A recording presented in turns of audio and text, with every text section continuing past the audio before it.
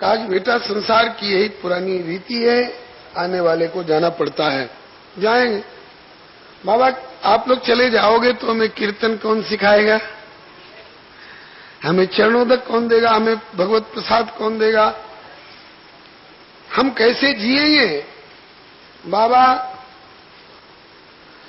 आप लोग चले जाओगे तो मेरा जीना कठिन हो जाएगा। बिच्छुरत एक प्राण हर ले। महात्मा लोगों ने कहा कि बेटा घबराओ मत, हम जाने के पहले तुम्हें तुम्हारे जीवन का आधार दे जाएंगे।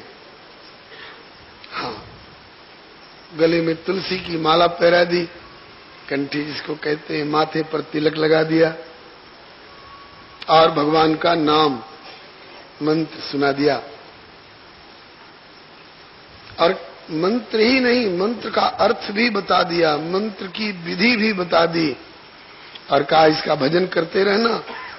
जैसे मेहंदी में लाली होती है, रगड़ी जाए तो प्रकट हो जाती है, जैसे दियासलाई में आग होती है और काठी निकालकर तिल्ली खांचा लगाया जाए तो आग प्रकट हो जाती है, जैसे बीज में पौधा होता है, बीज बो दिया जाए, सींच दिया जाए तो उसमें से पौधा निकल आता है। इसी तरह से इस मंत्र में भक्ति है, ज्ञान है, वैराग्य है, ठाकुर जी है, उनके परिकर हैं, आचार्य हैं। रगड़ लगाओगे, जप करोगे, ध्यान करोगे तो इसमें से निकल निकल करके सब दर्शन देंगे, अनुभव देंगे। हाँ, ऐसे समझा करके महात्मा लोग चले गए। अब घर में दो तरह का विचार आया, और कोई तो था नहीं घर में, एक मैं था और एक मेरी माँ थी। माँ चाहती थी कि छोरा का ब्याह कर दें, घर बस जाए, और मैं नहीं चाहता था कि शादी ब्याह के झंझट में पड़े। शादी ब्याह के झंझट में पड़ने पर मकड़ी के जाला की तरह प्राणी फंस जाता है। ये घर गृहस्थी काजल की कोठरी है। कहा गया है कि जाइए न तहां जहां संगति कुसंगति है, कायर के संग सूर भागी है पे भागी है। घर में बसे घर में फंसे घर में वैराग्य कहां, माया मोह ममता में पागी है पे पागी है। कैसे बोले जैसे फूलन के पास बसी फूलन की बास होती, ऐसे कामिनी के संग काम जागी है पे जागी है। भैया काजर की कोठरी में कैसो हूँ सयान हो गई है, काजर की एक दाग लागी है पे लागी। नारद जी कहते हैं कि मैं नहीं चाहता था कि मेरा ब्याह हो।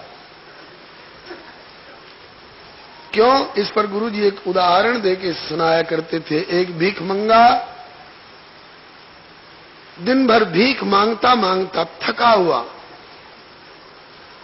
सड़क के सहारे शाम को एक कुआं पर बैठ गया। कुआं के मनखंडे पर ऊंचा किनारा होता है, उसको पूरब में कुआं का जगत बोलते हैं और यहां मनखंडा बोलते हैं। तो कुआं के मनखंडे पर बैठ गया बेचारा भीख मंगा, थका हुआ। शाम का समय था, एक बारात जा रही थी उस रास्ते से। घोड़े पर बैठा दूल्हा मोर सेहरा बांधे और कोई चंवर डुला रहा है, कोई पंखा हाँक रहा है, बाजे बज रहे हैं और कोई फूलों की वर्षा, कोई अतर गुलाब बरसा रहे हैं। ये ठाट बाट देखकर भिखमंगा के मन में आई, ओहो मैं भी धनी मानी रईस होता तो मेरा भी इसी ठाट बाट से ब्याह होता। अब इतनी जल्दी बेचारा वो गरीब भिखमंगा कहां से धनी मानी रईस हो जाए। खैर बारात चली गई, लेकिन अपनी छाप छोड़ गई इसके मन पर। थका हुआ था दिन भर का, इसलिए उसको आलस आ गया, नींद आने लगी। तो वही कुआं के मनखंडे पर ही वो पौड़ गया, सो गया। चूंकि ब्याह की बात सोचता सोचता सोया था, इसलिए उसने सपने में देखा कि मेरा ब्याह भी हो गया, और ब्याह ही नहीं बाल बच्चे भी हो गए। और ये घटना उन दिनों की है जब परिवार नियोजन का प्रतिबंध नहीं लगा था। हाँ, कि पहला बच्चा जल्दी नहीं, दूसरा बच्चा अभी नहीं और तीसरा बच्चा, अरे राम राम, ये सब पढ़ने और कहने में भी लगता है कि पाप लग जाएगा। श्री हरि नमः। ईश्वरीय विधान पर ठोकर मत मारो, नहीं तो इसमें भला कैसे हो जाए। खैर, उस समय भी परिवार नियोजन का प्रतिबंध नहीं था, बहुत बाल बच्चे इसके हो गए। हाँ, और जितने खाट और पलंग और तखत घर में थे, सब जो 2-2, 4-4 बच्चों से सब भरे हुए थे। एक बच्चा इसकी घरवाली की गोदी में दूध पी रहा था और वो रोटी बना रही थी। दूध पीते पीते गोदी का बच्चा सो गया तो घरवाली ने सोचा कि बच्चे को सुला दूं किसी खाट पर, पलंग पर, फिर खुले हाथ से अच्छी तरह से रोटी बनाऊं। उस बच्चे को गोदी में लेकर जिधर जाए उधर देखे कि अरे सब, ये भी खाट भरी है, ये भी पलंग भरा है, ये भी तखत भरा पड़ा है। अब सुलावे कहां बच्चे को? एक पलंग पर ये अकेले सो रहा था। तो इसकी घरवाली ने इसको सलाह दी कि बच्चा दूध पीते पीते सो गया है, इसे सुलाकर रसोई बनाने में सुविधा रहेगी, इसलिए जरा एक तरफ खिसक जाओ।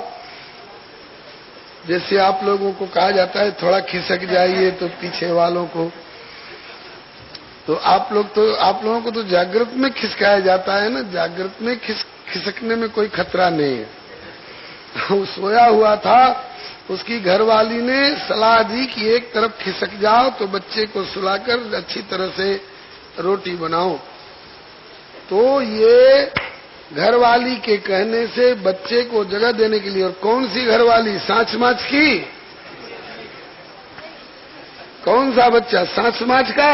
अरे नहीं जी, सपने की झूठी घरवाली के कहने से सपने के झूठे कल्पित बच्चे को जगह देने के लिए ये बेचारा खिसका तो सपने में, लेकिन कोई कोई सपने की बात जागृत में भी प्रकट हो जाती है।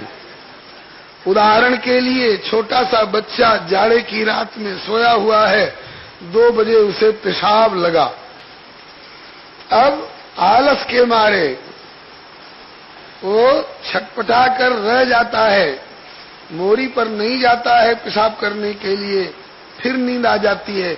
और कहां तक बेचारा पेशाब रुके? तो वो रात सपना देखता है बच्चा कि खूब जोर का पेशाब लगा हुआ है, मैं मोरी पर जा रहा हूँ, मोरी पर पेशाब कर रहा हूँ।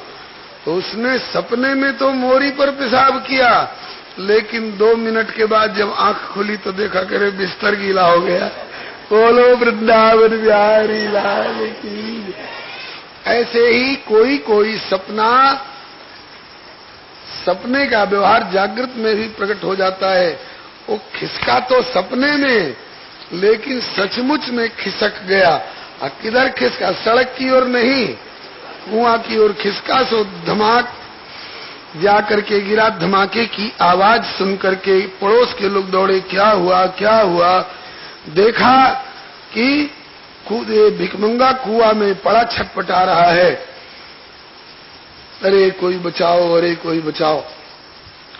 तो मोहल्ले के लोगों ने उसे निकाला, और निकालने के बाद पूछने लग गए कि भाई कहाँ चोट लगी है, कहीं चोट लगी हो तो मरहम पट्टी कर दें। और कोई चोट नहीं बताता था, एक ही बात की चोट थी, वही बार बार दोहराता था, बाप रे बाप, सपने के झूठे ब्याह ने कुआं में पटक दिया। तो जागृत में जो सांच माच का ब्याह करा लेते होंगे, भगवान जाने कौन खाई में कि कौन भवसागर में गिरते होंगे। इसलिए भैया ऐसा ब्याह हमें नहीं कराना है। ये भावना नारद जी कह रहे हैं कि मेरी थी पूर्व जन्म की, मुझे ब्याह नहीं कराना। मैया कहती थी कि छोरा का ब्याह हो जाए। जैसे कुम्हार कहता है कि हे भगवान अभी वर्षा मत करो, नहीं तो हमारा आवा गल जाएगा। और किसान कहता है कि हे प्रभु जल्दी वर्षा करो, नहीं तो हमारी फसल सूख रही है। ऐसे ही मैया कहती थी कि हे भगवान मेरे छोरा का ब्याह करा दो, और छोरा कहता था कि हे भगवान ऐसे शादी ब्याह से बचाओ। छोरा की सुनवाई हो गई। मैया का देहांत हो गया एक सर्प के दंशन से। सर्प ने काट लिया, मैया मर गई। और लोग मैया के मरने पर दुखी होते होंगे, रोते होंगे, और मैं मैया के मरने पर दुखी नहीं हुआ। उसका अंत्येष्टि संस्कार कर करा करके मैं निश्चिंत हो गया और भगवान को धन्यवाद दिया कि हे प्रभु अच्छा किया जो भी चली गई, नहीं तो खुद भी फंसती और हमको भी फंसा देती। काकभुसुंडी जी की तरह भय काल वश जब पितु माता, मैं बन गया हूँ भजन जन त्राता। श्री हरे नमः। और दिन तो मुझे कोशिश करनी पड़ती थी मंत्र और मंत्रार्थ का अनुसंधान करने में, भगवान का ध्यान करने की। एक दिन भजन करते करते जो अंतःकरण शुद्ध हो गया, तो उस शुद्ध अंतःकरण में अपने आप भगवान श्री हरि आकर के मेरे अंतःकरण में प्रकट हो गए। नख सिख उनका दर्शन करके इतना आनंद आया, इतना आनंद आया ध्यानगत दर्शन में, इतना आनंद आया कि संसार का सारा सुख फीका पड़ गया उसके सामने। लेकिन कितनी देर के लिए, इतनी देर के लिए। और थोड़ी देर दर्शन देकर ध्यान में भगवान अंतर्धान हो गए। भगवान के अंतर्धान होते ही मेरी हालत ऐसी हो गई जैसे जल से निकाली हुई मछली छटपटाती है। चित चोर ने चित चुराया मेरा, हरे कृष्ण गया फिर भाज कहाँ। ब्रजमंडल के युवराज बिना सुख का सब साज समाज कहाँ। अब और सुहाता नहीं कुछ भी, जब लाग गई तो अब लाज कहाँ। दुखिया पर हाय दया करके बतला दे कोई ब्रजराज कहाँ। कोई कही और प्रभु आवन की, कोई कही और प्रभु आवन की। आप न आए प्रभु लिख नहीं भेजे, आप न आए प्रभु लिख नहीं भेजे। बान पड़ी ललचावन की, बान पड़ी ललचावन की। कोई कही और प्रभु आवन की, कोई कही और प्रभु आवन की। वे नहीं आ रहे तो तू ही चली जा उनके यहाँ, ताकि कहा करूं कछु बस नहीं मेरो।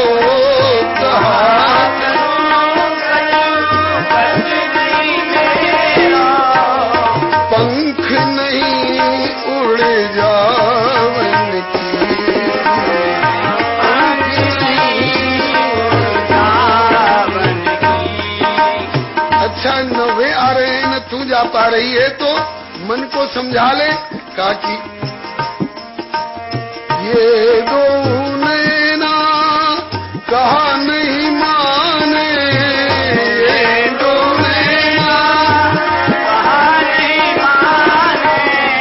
नदियां बहें जैसे सावन की, नदियां बहें जैसे सावन की।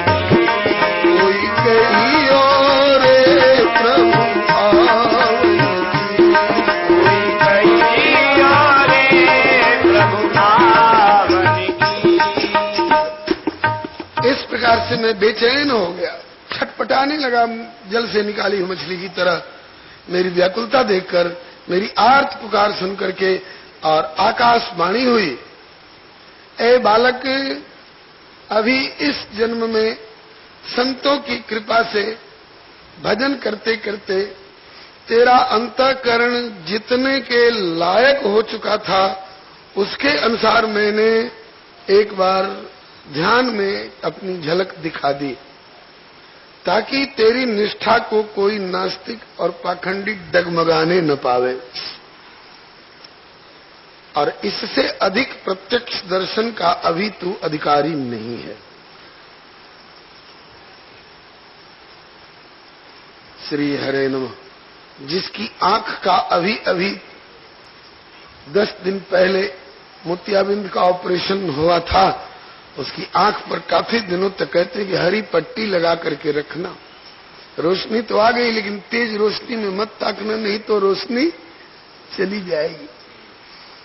तो इस तरह से अभी तुम्हारी आंखों में वह योग्यता नहीं है कि मेरा प्रत्यक्ष दर्शन तू झेल सके।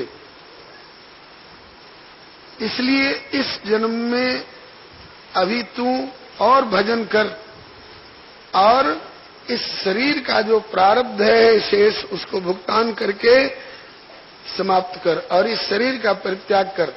और अगली सृष्टि में जब ब्रह्मा जी अगले कल्प में नई सृष्टि रचेंगे, तो उस समय तू ब्रह्मा जी का पुत्र बन करके प्रकट होगा, और तेरा नाम नारद होगा।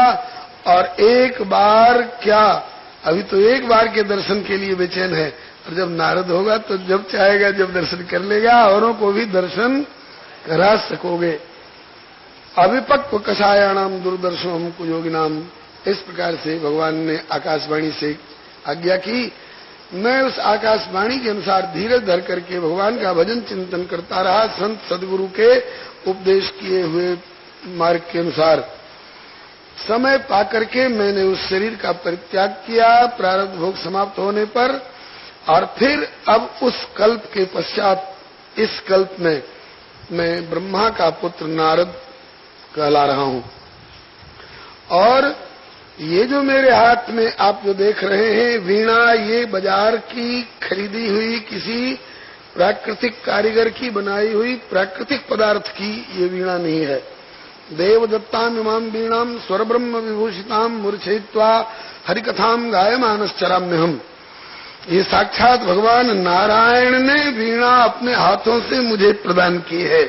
इस वीणा पर भगवत गुणगान करो, मेरा गुणगान करो, औरों को भी मेरे गुणगान की शिक्षा दो। अच्छा, मेरी इस वीणा के ऊपर दुनियादारी का गीत कभी आज तक बजा नहीं है, आगे भी बजेगा भी नहीं। ये लाल दुपट्टा मलमल का और झूठ बोले कौआ काटे, ये सब गीत मेरे इस वीणा पर कभी न बजा है, न कभी बजेगा। ठीक है, बताइए तो, नारद जी की वीणा जिस पर वो गाया करते हैं वो तो भगवान ने दी है, और हम लोगों की ये कंठ रूपी वीणा, ये मानव शरीर रूपी वीणा, ये किसने दी है भाई? ये भी भगवान ने ही दी है। हम लोगों को भी नारद जी के संप्रदाय में दीक्षित होकर के, भावित होकर संकल्प करना चाहिए कि जब नारद जी की देवदत्ता वीणा पर भगवान का गुणगान छोड़ के दुनियादारी नहीं बजती है, तो हमारी भी इस भगवत प्रदत्त कंठ रूपी वीणा के ऊपर, जिह्वा रूपी तार के ऊपर दुनियादारी के गीत नहीं आएंगे। हम लोग भी भगवत गुणगान ही करेंगे। कर लीजिए थोड़ा गुणगान। अच्युतम केशवम राम नारायणम, अच्युतम कृष्ण दामोदरम वासुदेवम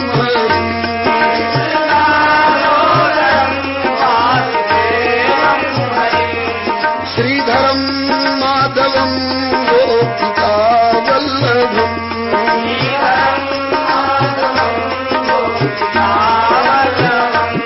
जानकी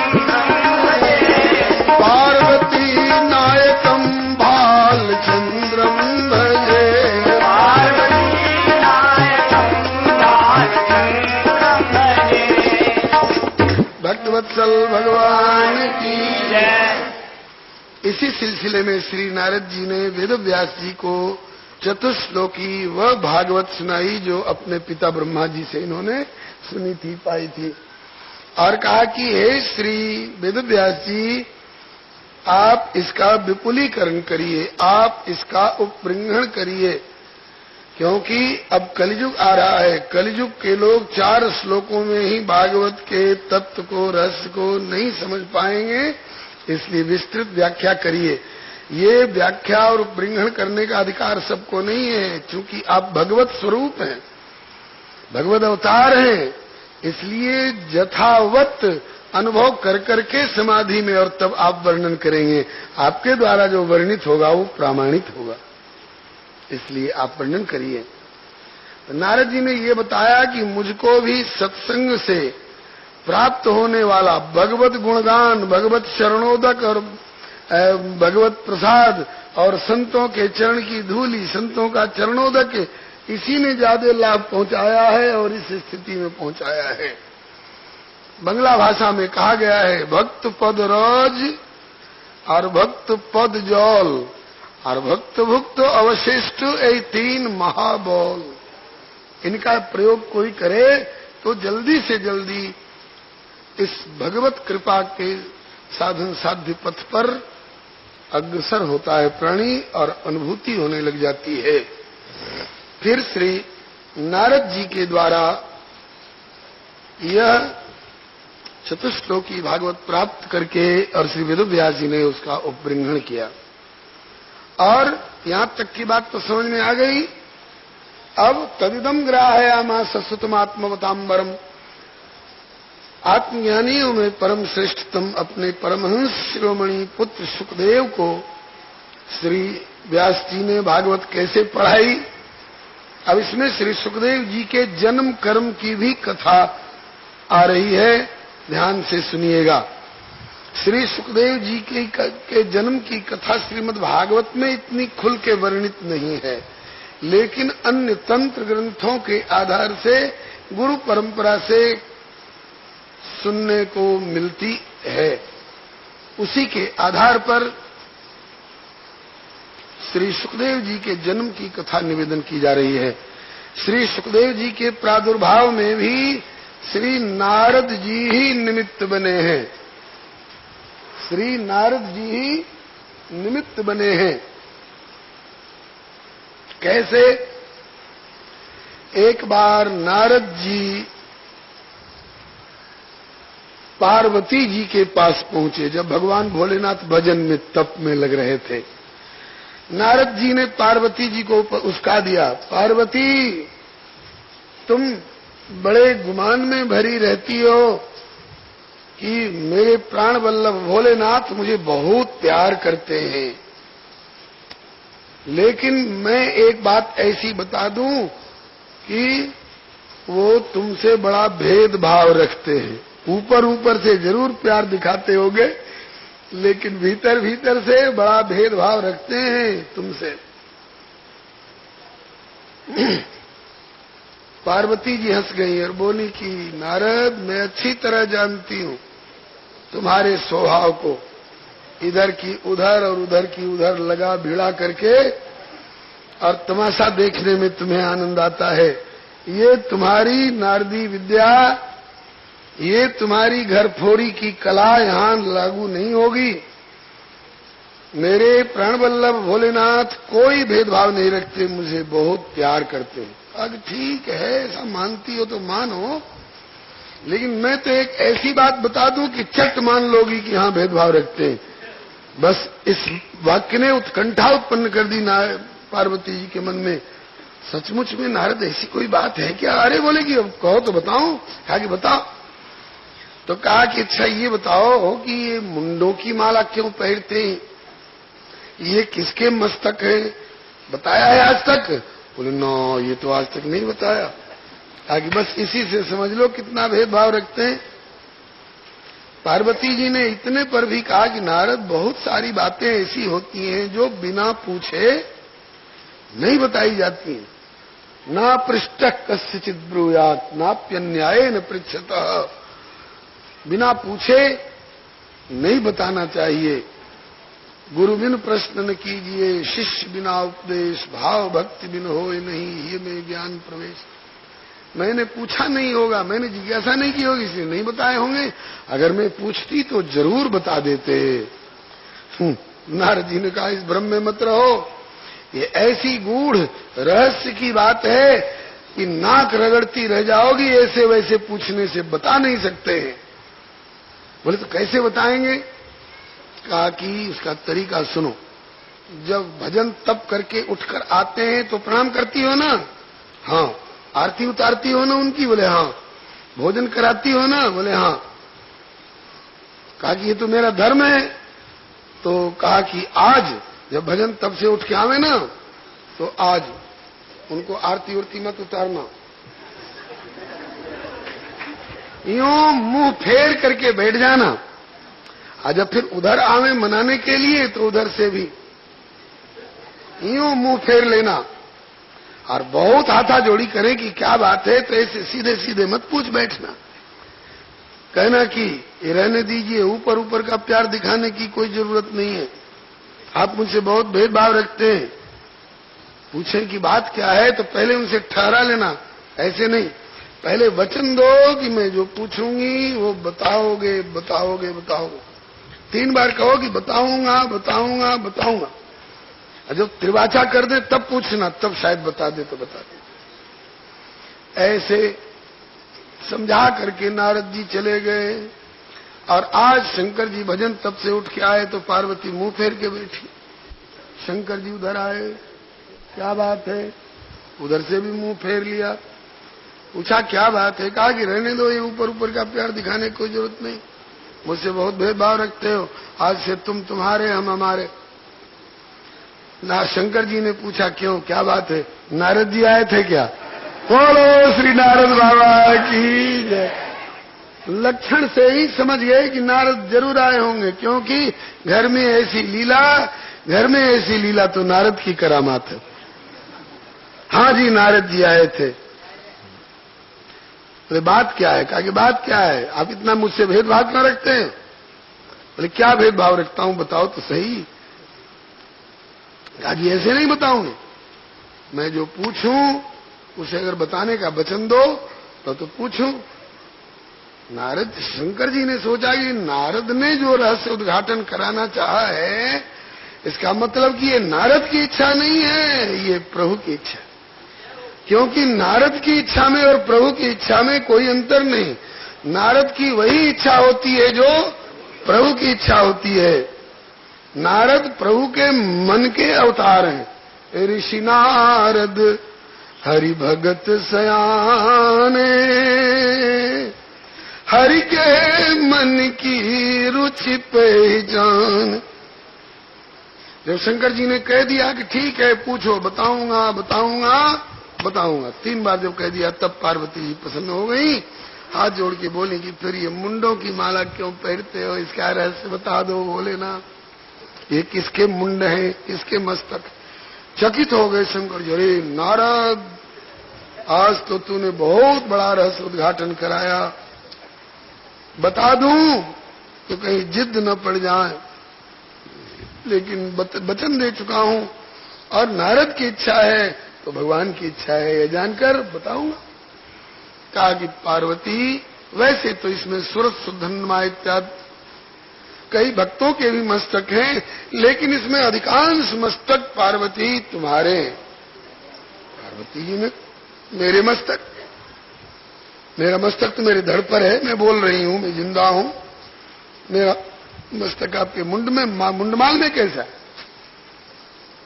कहा कि इस जन्म में ना तुम्हारा मस्तक तुम्हारे धड़ पर है, इसके पहले कितनी बार शरीर छोड़ चुकी हो, और जब जब शरीर छोड़ती हो तब तब तुम्हारे प्रति मेरा इतना स्नेह होता है कि तुम्हारे मस्तक को मैं व्यर्थ फेंकना पसंद नहीं करता, मैं अपने गले के हार में शामिल कर लेता। पार्वती ने कहा कि अच्छा, तो मेरे इतने बार शरीर छूटे? बोले हाँ। बोले आपका एक बार भी नहीं छूटा, आप वही के वही? बोले हाँ। बोले ऐसा क्यों? मेरा शरीर क्यों छूटता है, आपका शरीर क्यों नहीं छूटता है? भगवान शंकर बोले, इसलिए कि मैं निरंतर अमर कथा रस पान करता रहता हूं और तुम उससे वंचित हो। पार्वती जी ने कहा कि अगर उस अमर कथा रस पान की ऐसी महिमा है तो वही अमर कथा रस का पान हमें भी कराइए। शंकर जी बोले, उस रस के सब अधिकारी नहीं होते हैं। फिर पार्वती चमक गई, आ गई ना फिर भेदभाव वाली बात, उसके सब अधिकारी नहीं होते तो मुझको आपने अनधिकारी घोषित कर दिया। अरे नहीं नहीं पार्वती, तुम तो परम अधिकारी हो। कहा तो सुना ना, यहाँ के और सब लोग तो अधिकारी नहीं है, ये भूत प्रेत पिशाच और पशु पक्षी और सब तो अधिकारी नहीं है। कहा कि तब ये व्यवस्था आप कर लो, ऐसी कोई जगह टटोलो जहाँ की केवल आप कहो और केवल मैं सुनूं, तीसरे के कान में न पड़े। बोले हाँ ये ठीक कहा, अच्छा तो चलो। बस पहुंच गए कहां पर, जहां आज लोग अमरनाथ महादेव जी का दर्शन करने जाते हैं। बर्फीली चोटी पर बर्फ की प्रतिमा अपने आप प्रकट हुआ करती है और वहीं जाकर के निज कर डासी नागरी पुछाला, बैठे सहजई शंभु कृपाला। पार्वती भले अवसर जानी, गई शंभु पह मातु भवानी। हम लोग तो बनी बनाई व्यास गद्दी खोजते हैं ना, शंकर जी तो बागंबर बिछाए बन गई व्यास गद्दी, बैठ गए, आ जाओ पार्वती बैठो। पार्वती जी हाथ जोड़ करके, विश्वनाथ ममनाथ पुरारी, त्रिभुवन महिमा विदित तुम्हारी। भुजग राज भूषण सुरनाथा, वर्णो विशद राम गुण गाथा। कथा सुनाइए। शंकर जी ने कहा ठहरो, त्रिशूल को आज्ञा दी, चलो इस बरगद के वृक्ष के ऊपर कोई भी हो इसके इर्द गिर्द में सबको भगाओ। त्रिशूल के डर के मारे सारे पशु पक्षी वहां से भाग गए। हाँ, एक सुक और सुखी का जोड़ा भी उसमें अंडा दिए हुए था, तो सुक और सुखी तोता तोती तो भाग गए, सुग्गा सुग्गी, और उनका अंडा रह गया। अंडे में पांख नहीं होती है, अंडा बेचारा कैसे भागे, रह गया। इधर कथा शुरू हुई। कहते अमर कथा शिव शंकर भोले दानी, पुकारी भरे मैया पार्वती।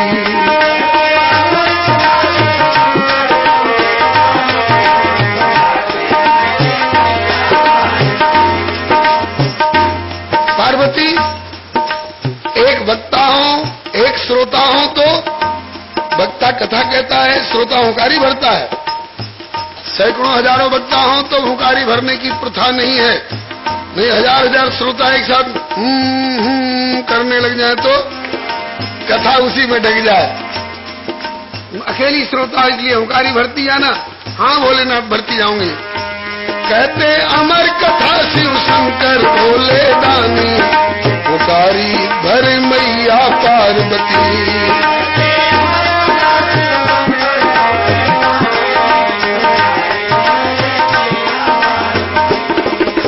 नारद जी समझाए गए और गिरजा ने हठ ठाना।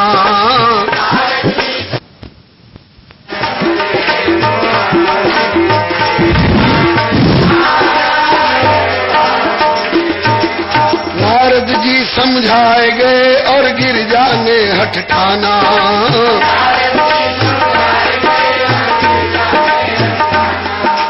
सीधे शब्द है भाई, सब लोग बोलो। आपकी आंखें सेवा कर रही हैं, महापुरुषों के दर्शन करके, कान सेवा कर रहे हैं कथा सुन के। आपके मुंह में पड़ी पड़ी विचारी जिभिया तरस रही होगी कि हाय हमें सेवा का मौका नहीं मिला। तो मेरे ऊपर एहसान करके नहीं, अपनी जिभिया पर दया करके आप लोग भी बोल दो, उस बेचारी को भी मौका मिल जाएगा। नारद जी समझाए गए और गिरिजा ने हठ ठाना।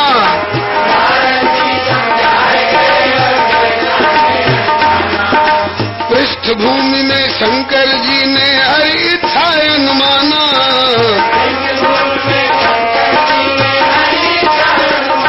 बैठे बाघंबर पर, बैठे बाघंबर पर धर के मुद्रा ज्ञानी, पुकारी भरे मैया पार्वती।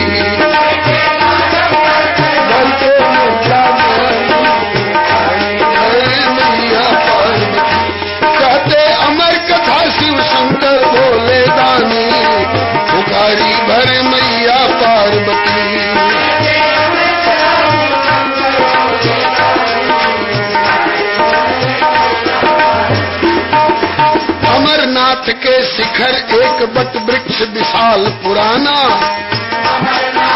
शिखर एक बट वृक्ष विशाल पुराना। शिव विश्राम बिटप जय कही के वेद पुराण बखाना, शिव विश्राम बिटप जय कही के वेद पुराण बखाना। बेहतर होने लगी शुभ कथा अमृत रस सानी, पुकारी भरे मैया पार्वती। होने लगी शुभ कथा अमृत रस सानी, पुकारी भरे मैया पार्वती। कहते अमर कथा शिव शंकर भोले दानी, पुकारी भरे मैया पार्वती। कहते अमर कथा शिव शंकर भोले दानी, पुकारी भरे मैया पार्वती। कछुक देर सुन सकी, कछुक देर तक पार्वती सुन सकी कथा निरुपाधि, कछुक देर तक पार्वती सुन सकी कथा निरुपाधि। पाए सुरंग प्रसंग उमा की लग गई भाव समाधि, पाए सुरंग प्रसंग उमा की लग गई भाव समाधि। पार्वती जी की समाधि लग गई। अब को भरे हुकारी रख के सावधानी, हुकारी भरे मैया भरे हुकारी रख के सावधानी, हुकारी भरे मैया पार्वती। अब हुकारी कौन भरेगा? कोई हुकारी न भरे तो शंकर जी कथा बंद कर देंगे, इसलिए कथा बंद न हो, इसलिए हुकारी का क्रम जारी रहना चाहिए। पार्वती जी की समाधि लग गई, हुकारी कौन भरेगा?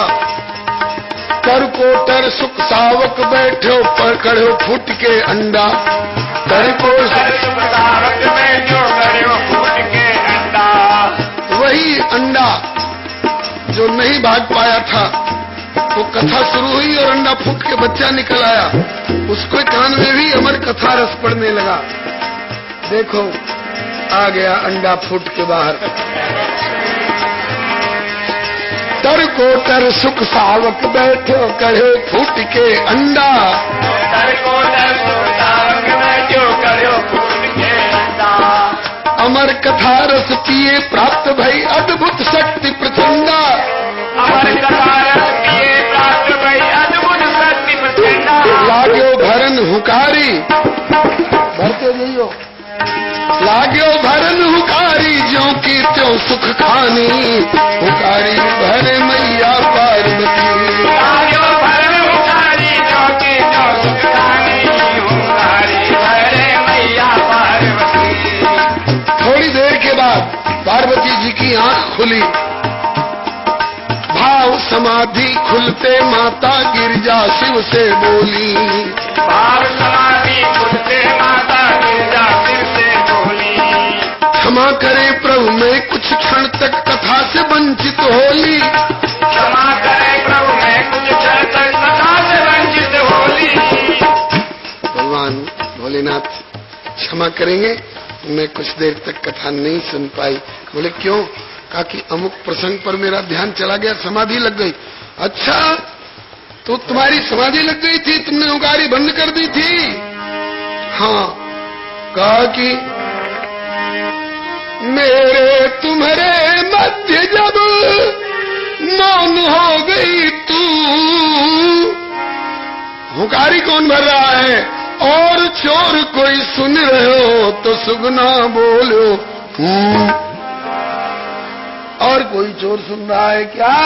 सुगना ने कहा कि शिवजी चौके भरो हुकारी कौन सो प्राणी, हुकारी भरे मैया पार्वती। शिवजी चौके भरो हुकारी कौन सो प्राणी। और चोर कोई सुन रहा है कथा? सुगना ने कहो कि हूँ। ऊपर दृष्टि उठी तरवर पर सुगना एक निहारो,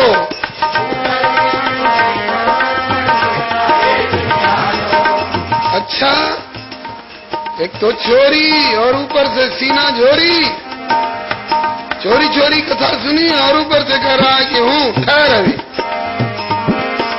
ऊपर ऊपर दृष्टि उठी तरुवर पर सुगना एक निहार्यो।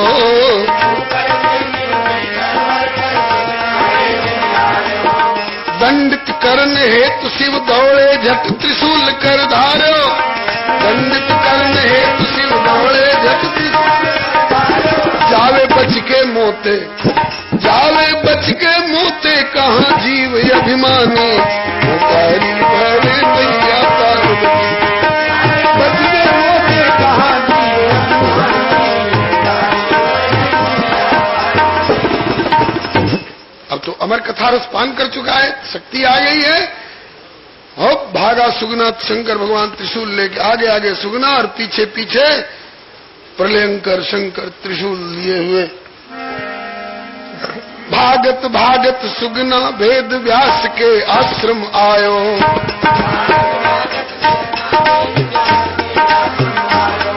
और व्यास पत्नी के मुख मार्ग गर्भाशय माई समायो।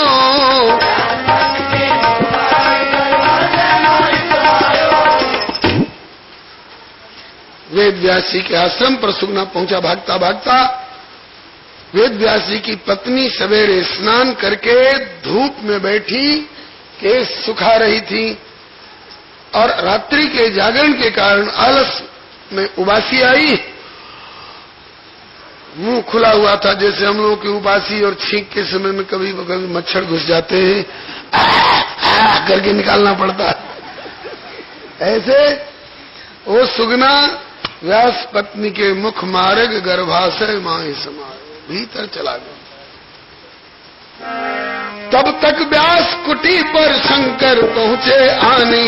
पुकारी भरे मैया पार्वती, तब तक व्यास कुटी पर शंकर पहुंचे आनी। पुकारी भरे मैया पार्वती। बोलिए शंकर भगवान की जय, श्री वेद व्यास भगवान की जय। व्यास जी उठ के खड़े हुए, आई आइए भोलेनाथ, बड़ी कृपा की, आज गृहस्थी मेरी धन्य हो गई, कुटिया पवित्र हो गई, आतिथ्य स्वीकार करो। बोले आतिथ्य स्वीकार करने नहीं आया हूं। तो बोले कि वेद व्यास आतिथ्य तुम्हारो अब ही ना स्वीकारूं।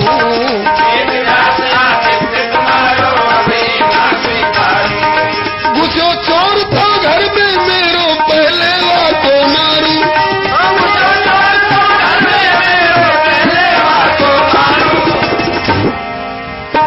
आपके घर में मेरा चोर घुसा हुआ है, पहले उसको मारूंगा, फिर आपका आतिथ्य स्वीकार किया जाएगा, देखा जाएगा। कहा कि कौन चोर है, क्या चोरी की है? तो आने चोरी चोरी कथा सुनी मन माने। हरी हरे भैया हरे चोरी चोरी कथा सुनी मन माने। हरी हरे भैया कहते अमर कथा शिव शंकर भोले दानी। हरे मैया पार्वती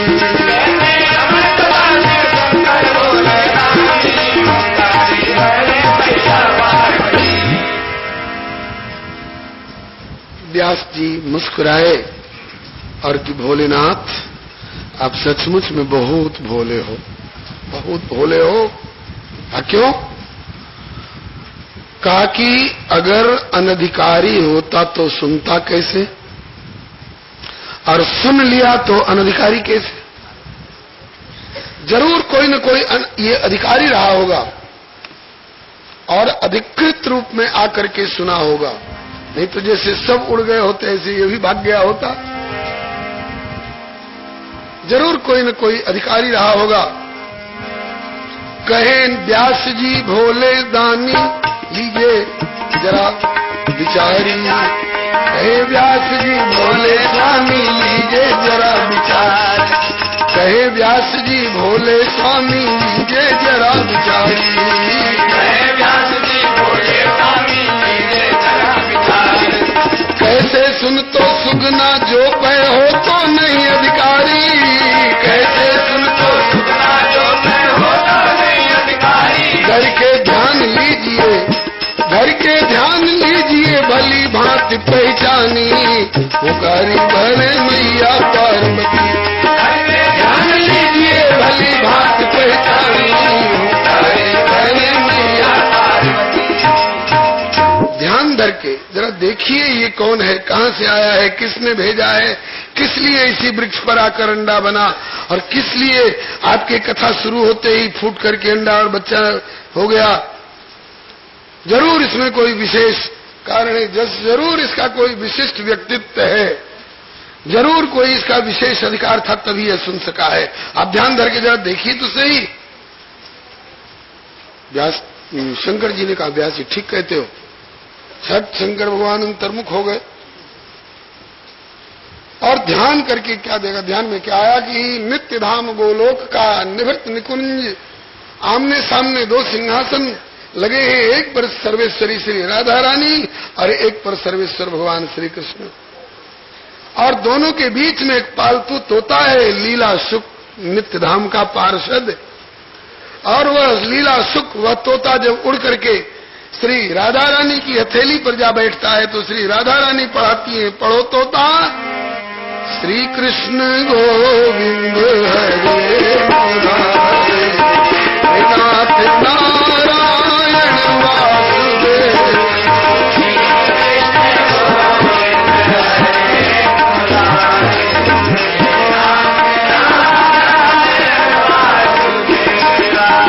श्री कृष्ण गोविंद हरे मुरारे, नाथ नारायण वासुदेव।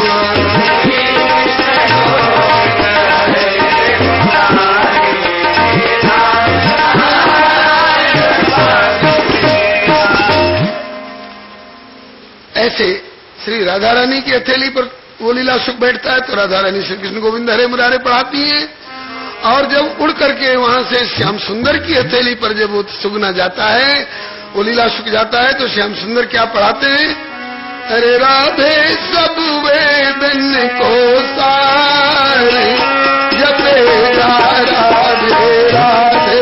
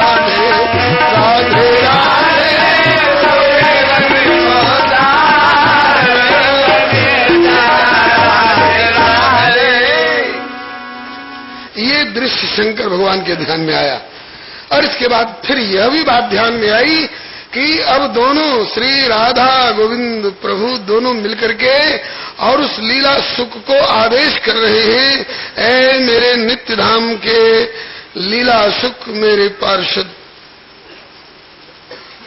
अब आप भूतल पर जाओ और अमरनाथ के शिखर पर जो बटवृक्ष है उसके कोटर में पहले सुख अंड बनो,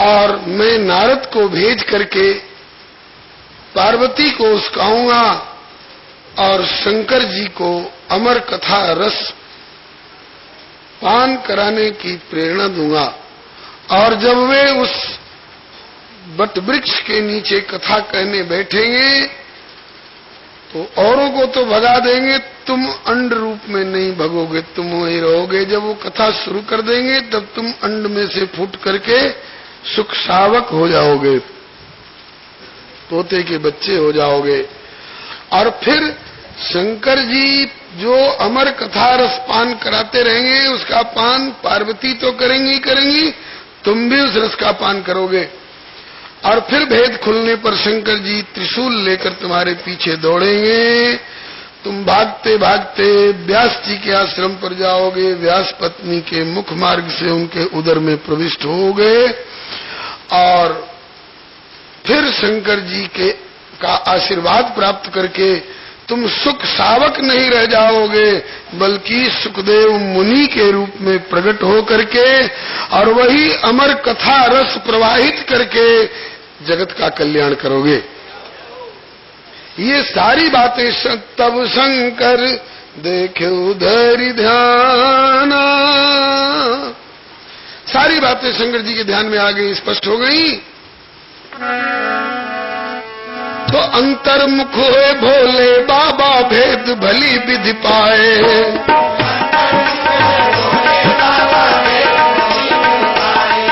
कि नित्य धाम को लीला सुख प्रभु भूतल माहि पठाए, नित्य धाम को दे तो मार इसे तो, दे तो मार इसे तो हो जाती बड़ी हानि, पुकारी भर मैया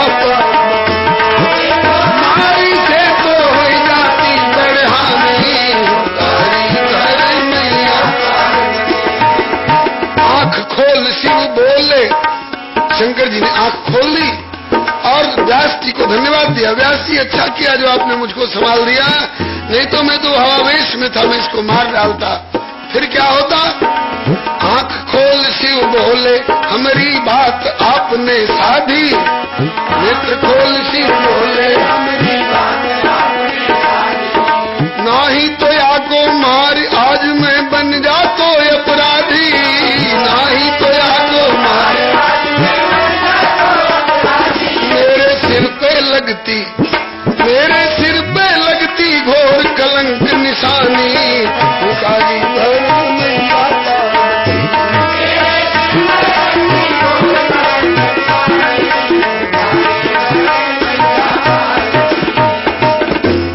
कई कई तरह का नुकसान हो जाता। एक तो भगवान के भेजे हुए भगवत पार्षद की हत्या करके मैं भागवतापराधी हो जाता, दूसरे कहलाता विश्वनाथ हूँ, लेकिन इस सुख सावक के द्वारा सुख मुनि के रूप में प्रकट होकर के और इस कथा सुधा का प्रवाह करके और जगत का जो हित होने वाला है आगे भविष्य में, उस जगत के हित पर कुठाराघात करके और मैं विश्वनाथ नहीं बल्कि विश्व को अनाथ करने वाला हो जाता।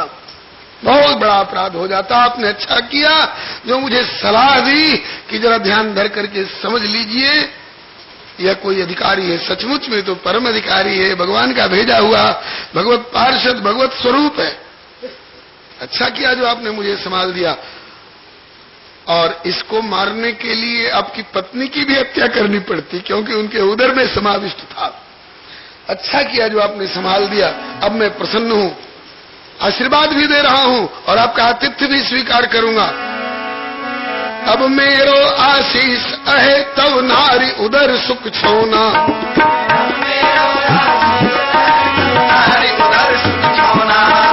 परमहंस सुखदेव रूप में प्रगटे श्याम सलोना, परमदेव रूप में प्रगटे श्याम सलोना, ओके परम शिरोमणि, ओके परम शिरोमणि विरक्त और ज्ञानी तारी भर मैया पार्वती, ओके परम शिरोमणि मुझ माया वैरागी तारे भर मैया पार्वती।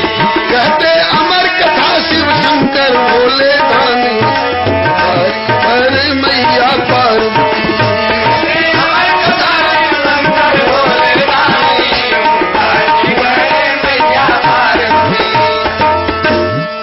बोलिए श्री शंकर भगवान की जय, श्री वेदव्यास भगवान की जय, श्री सुखदेव जी महाराज की जय, श्रीमद् भागवत महापुराण की जय। शंकर जी ने आशीर्वाद दिया। मेरा आशीर्वाद है आपकी पत्नी के उदर में मुख मार्ग से प्रविष्ट ये सुख सावक नहीं रहेगा, सुखदेव मुनि के रूप में प्रकट होगा, समय पाकर के जगत का कल्याण करेगा। फिर आतिथ्य भी स्वीकार किए और भोलेनाथ वहां से आशीर्वाद देकर लौट गए इसके बाद श्री सुखदेव जी अपनी मैया के उदर में पलने लग गए और लोग कोई 7 महीने में, कोई 8 महीने में, कोई 9 महीने में, कोई 10 महीने में, कोई 11-12 महीने में। राम जी 12 महीने में प्रकट हुए। श्री चैतन्य महाप्रभु जी 13 महीने मैया के पेट में रहे। और ये 12-13 महीना की कौन कहे, सुखदेव जी 12 साल, 12 वर्ष मैया के पेट में ही रह गए, निकले ही नहीं। फिर व्यास जी चिंतित हुए, लो सुखदेव जी के प्रकट होने से पहले यही रोने लगे। बोलो भक्त वत्सल भगवान की। 12 वर्ष तक मां के पेट में रह गए, निकले ही नहीं। अब फिर व्यास जी को चिंता लगी, फिर नारद जी आए। व्यास जी अब क्या चिंता? कहा महाराज क्या बताऊं, मेरी ब्राह्मणी के उदर में, मेरी पत्नी के उदर में एक ऐसा बालक आया है कि 12 वर्ष हो गए बेचारी को ढोते ढोते पेट में, निकले ही नहीं। कहा कि ठहरो मैं उससे बात करता हूं। हंसा की गति हंसा जान, हाँ भागवताचार्य की गति भागवताचार्य जान। श्री सुखदेव जी से नारद जी ने आवाज दी, सुखदेव। हाँ मुनिनाथ। बोले बाहर क्यों नहीं आ रहे हो? ताकि माया के डर के मारे।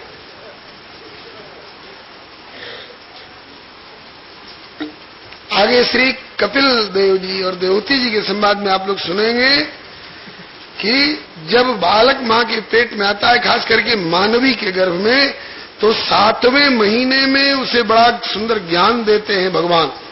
तो हिगियो दियो ज्ञान विवेक जन्म अनेक की तब सुध भई।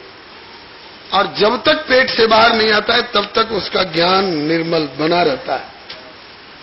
कैसे? जैसे बादल में पानी है, बरस रहा है, निर्मल है ना। जब तक बादल में है पानी निर्मल है, बरस रहा है निर्मल है। धरती पर नहीं पड़ा तब तक निर्मल है, और धरती पर पड़ते ही भूमि परत भाधावर कीचड़ पानी। कैसे? बोले जिम जी वही माया लपटानी। जब तक मां के पेट से बाहर नहीं आए तब तक ज्ञान बना हुआ है। जहां मां के पेट से बाहर आए कि बस माया लपेट लेगी। और माया बस स्वरूप बिसरायो, यही भ्रमते दारुण दुख पायो। इसी डर के मारे बाहर नहीं आना चाह रहा हूं। कहा कि मां को इतने दिन से कष्ट हो रहा है। कहा कि जैसे तरल पदार्थ से भरे कटोरे में एक जूही का फूल धर दो तो उस फूल से उस कटोरे के तरल पदार्थ को कोई परेशानी नहीं, ऐसे योगीश्वर हूं, इसलिए मेरे घर में रहने से भी मां को इतना कष्ट नहीं हो रहा है। कहा कि और कष्ट हो चाहे नहीं, मानसिक व्यथा तो है कि बालक बाहर क्यों नहीं आ रहा है, तो आ जाओ बाहर। बोले ऐसे नहीं आऊंगा। बोले कैसे आओगे? कहा कि जिस मायापति की माया है वे मायापति अभी द्वारका में भगवान श्री कृष्णचंद्र द्वारकानाथ के रूप में प्रकट होकर लीला कर रहे हैं। यदि वे आश्वासन दे दें कि आ जाओ बाहर, मेरी माया तुम्हारा कुछ नहीं बिगाड़ेगी, तब बाहर आ सकता हूं। नारद जी ने भगवान से तार मिलाया अपना। एसटीडी भले उस समय नहीं रही हो, लेकिन नारद जी का कनेक्शन भगवान से जुड़ा हुआ रहता है। मन का तार जोड़ा, ठाकुर से प्रेरणा मांगी, प्रभु आश्वासन दो सुखदेव बाहर आवे। चट प्रभु ने आश्वासन दिया, कह दो बाहर आ जाए, मेरी माया कुछ नहीं बिगाड़ेगी। जा पर हो सुनट अनुकूला, ताहि न व्याप त्रिविध बहुसूला। नट कृत विकट कपट खगराया, नट सेवक ही न व्यापई माया। कहा कि तब ते मोहिन व्यापी माया, जब ते रघुनायक अपनाया। भगवान ने आश्वासन दिया, नारद जी ने आश्वासन दिया, आ जाओ सुखदेव बाहर आ जाओ। प्रभु ने आश्वासन दे दिया, माया तुम्हारा कुछ नहीं करेगी। बस फिर क्या था? 12 वर्ष गर्भ में रही आश्वासन प्रभु से पाए।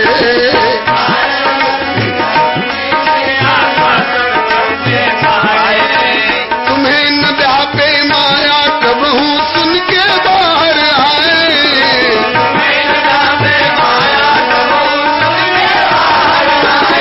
हो गए जात कर्म से, हो गए जात कर्म से पहले वन प्रस्थानी, पुकारी करे मैया पार्वती। हो गए जात कर्म से पहले वन प्रस्थानी, पुकारी करे मैया पार्वती। कहते अमर कथा शिव शंकर भोले दानी, पुकारी करे मैया पार्वती।